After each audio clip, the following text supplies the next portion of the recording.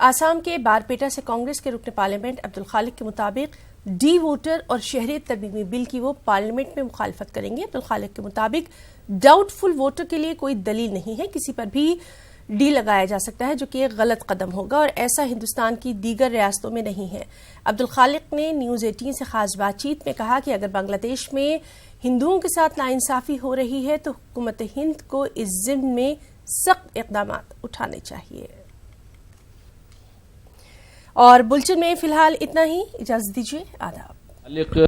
असम के बरपेटा से member parliament Abdul खालिक हमारे साथ हैं। आज अब्दुल खालिक साहब ने हलफ लिया है। खालिक साहब, आपको बहुत बहुत मुबारक हो, क्योंकि पहली बार मेंबर पार्लियामेंट बनकर आप यहां दिल्ली पहुंचे हैं। बहुत बहुत शुक्रिया आप लोगों को भी। खालिक साहब, असम को देखें तो कई तरह के मामले जो है वो कौमी सियासत में, जो हमारी नेशनल पॉलिटिक्स है, उसमें दिखाई देते हैं।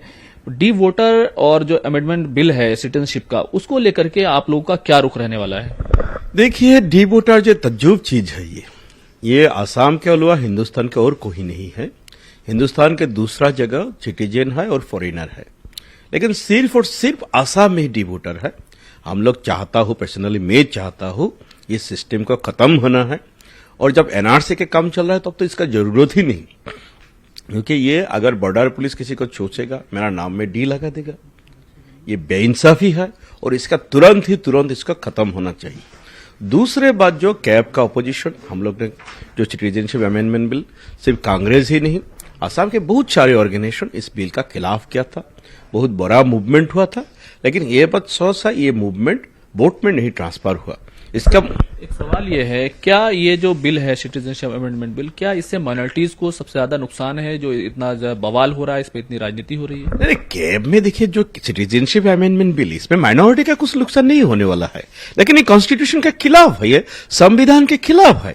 और अगर बांग्लादेश में, मेरा जो मानना है, अगर बांग्लादेश में चश्मूस हिंदू का हैरेसमेंट हो रहा है, बांग्लादेश हमारा फ्रेंड कंट्री है, दोस्ती है, दोस्त है हम लोग का।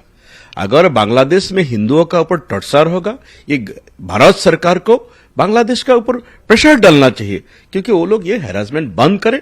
नहीं तो हम लोग बांग्लादेश को जितना एड दे रहा हो, सारे एड बंद करना चाहिए। एक फ्रेंडली कंट्री में अगर हिंदुओं का टॉर्चर होगा, क्यों हम लोग टॉलरेट करेंगे? बात ये है। दूसरा बात, आप अगर जैसे पाकिस्तान में अहमदिया मुस्लिम जो है, उनका ऊपर भी टॉर्चर हो रहा है। आप अगर रिलीजियस परसिक्यूशन से बात करेगा तो उन लोग को भी शेल्टर देना चाहिए, अगर आप रिलीजियस परसिक्यूशन से बात करेगा।